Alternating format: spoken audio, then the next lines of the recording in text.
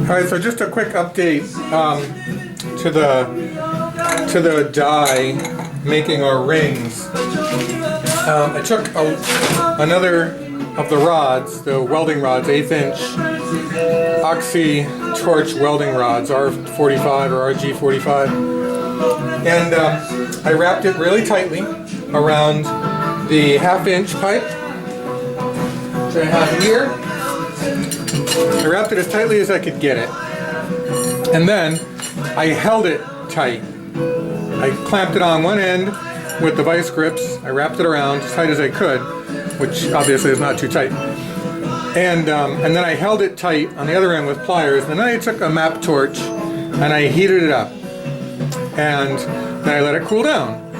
And I think it made them a little harder or more springy, because they're more difficult to get on here. I have to really fight to get them on this mandrel, let's call it. However, the last few have come out just great. So I'm gonna stick with this method. I've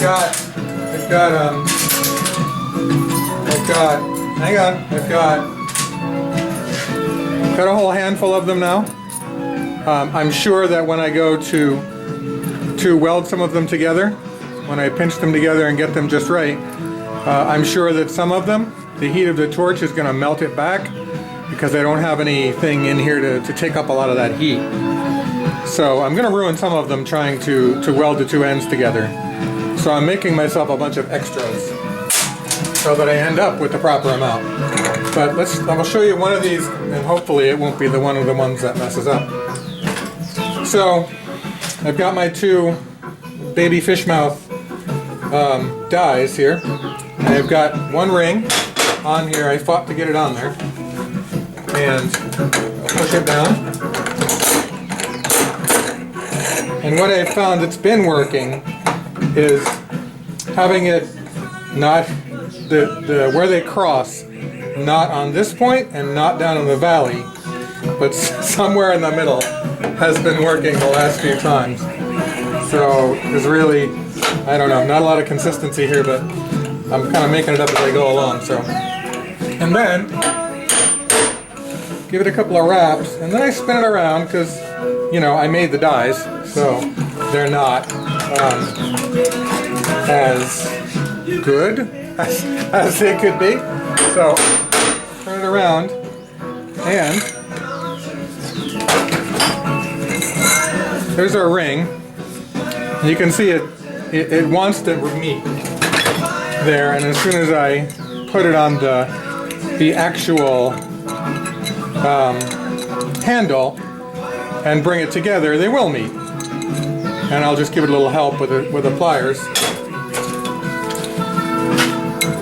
Just bring this one up to there, and that's great. That's perfect. And it's not overlapping, it's not too far away, it meets perfectly with a little bit of pressure, and I'll just weld those two together. So anyway, the die is working really well, or at least for now. We'll see when I go to weld them together. Well, just in case somebody was interested in how I did this, because these last set of rings are working out really well. So here's my 1/2 inch black pipe, and I've just got it clamped on there, and I'm just gonna, as tight as I can, following it around close to the pipe. If I don't follow it around close to the pipe with my fingers, it doesn't get very tight. I probably could make a tool for this, I guess. So if I'm going to keep doing this, I will. Make something into which this wire fits with a longer handle that I can just run around here instead of using my fingers. So we'll bring this all the way around. Wish I had a second. Do I have a second? See if I have a second. See, I'm not paying attention, and I go wrong here. Looking on my bench when I should have been paying attention. Story of my life here. All right, so now it wants to spring back. I don't think I have handy here. Let's see if this will do. Pull it tight. See if we can get this one to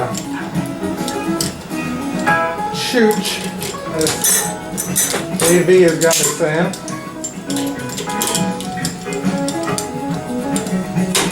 I'm not going to have much success here with this thing on a round. There we go. Alright, so that's nice and tight. And then I took my map. Is it map? Yeah, map gas torch.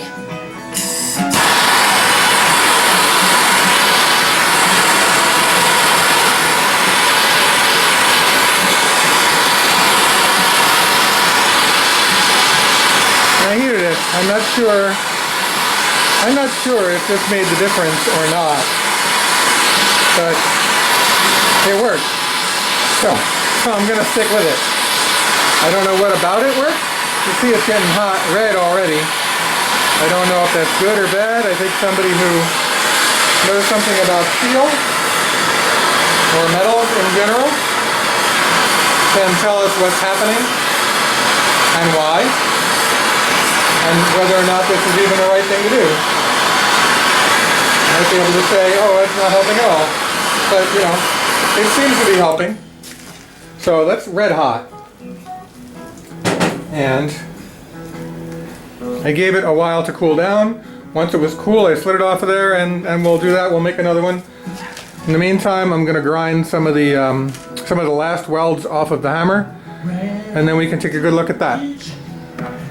Oh yeah, before I get started grinding, I was at the gas store getting the argon and some more of that 75-25, and I picked up one of these because of its ease of changing out on the grinder. It's a, is it Salt Z Tech? I don't, it looks like LT, but it's a small L, SAIT? I don't know. This is the most aggressive thing in the world. It's really too aggressive for my uses.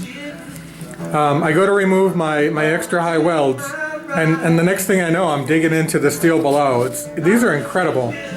So I don't, you know, they didn't send it to me, or I don't get paid for that. It's just, I'll buy another one of these. I just have to be really careful with it because it's easy to go too far. They're so aggressive. So good at what they do.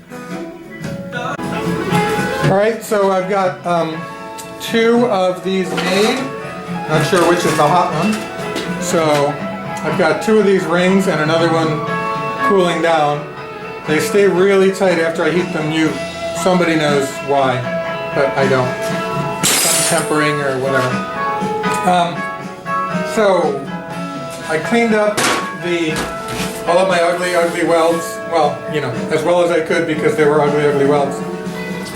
It looks okay. I think I'm going to have to admit that to myself, everybody else already knows it, that with my level of skill in welding and fabrication, if you can even call it that, I'm stuck with making battle-worn hammers. So this is a battle-worn hammer. It's got some nicks and dings. But generally these edges are flat, so I'll be able to etch them. This edge is nasty. I'm going to fix that. This isn't it's not porosity. It's my I put 2 little filler metal in that joint. The plates didn't meet very well, and I didn't put enough metal in there, so I need to go over that again. And this kind of goes off at an angle. I need to fix that. Maybe add some metal here. There's porosity here, so I hesitate to grind too much. This is some of the mistakes that I make. Like this, we end up with a line, and then it veers off here, and this one meets it, and then it veers back into where it should be.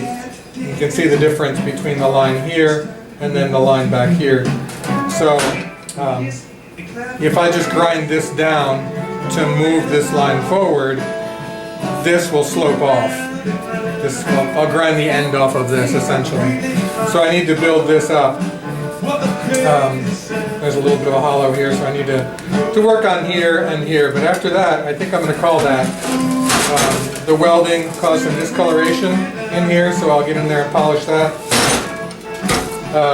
Little fix here maybe. But otherwise, I'm pretty happy with this second one. I think I've come to the conclusion that there are just too many welds, too many joints to weld. So I'm going to make the next one with fewer weld joints. Maybe I've seen a couple of people online make one big piece and then bends here, you know, so 4 sides and ends all built into one, and they just bend them, and then this is one piece that is then bent. So for a total of 8 pieces plus 2 ends, and that's it. I'm not sure how I would do this if I do that. Maybe I could double everything still. But yeah, so there you go. That's my progress for today.